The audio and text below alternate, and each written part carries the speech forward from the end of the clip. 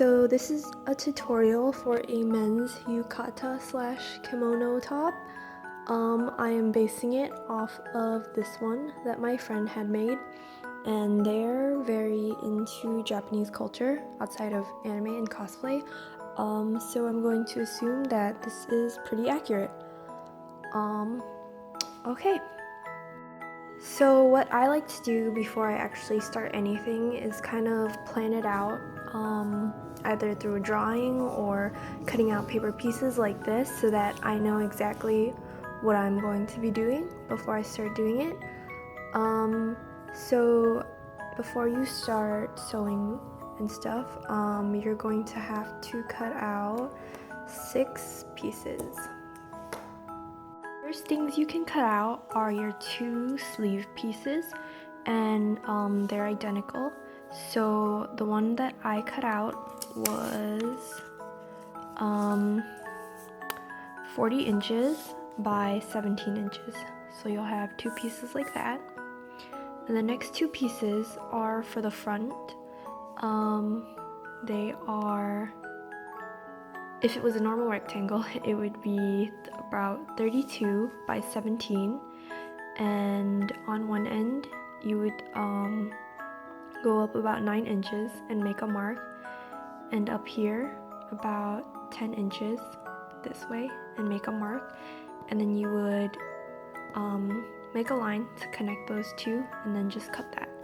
And these 2 pieces are identical, basically, so once you cut it out, you can just flip it so that you have 2 opposite sides. And then for the back piece, it is about 32 by 27. And then this is for the collar of the neck. You can actually save this for very last, like after you've sewed everything. Just make sure you have enough extra fabric left. This is 5 inches across, but you're gonna be folding it over. And I also did not measure how long this piece actually is yet for you to see. So I'll let you know how much I actually used at the end of the video. So I've taped everything down where I would sew it. It's these pink marks. So these 2 pieces are the sleeves, and they were originally 40 inches, so I folded them in half. Okay, so for the sleeves, on the side you're going to leave an 8-inch hole, because that's where your hands are going to come through, but you're going to sew down here, which is 12 inches, and then down here the 17 inches. On the other side you're going to leave that open.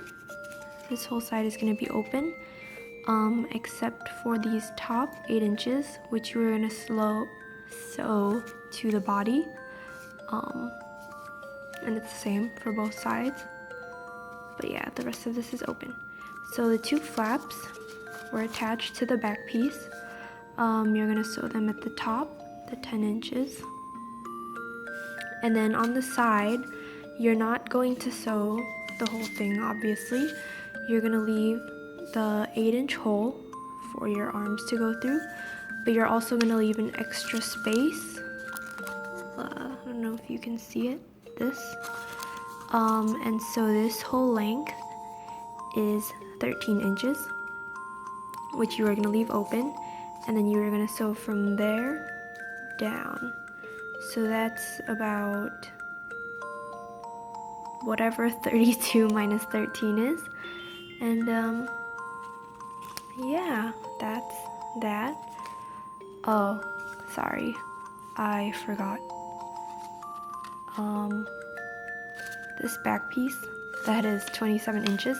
Before you sew it to the 2 front pieces, you're actually gonna make it so that there's this line. Let me show you on here. You see this line right here.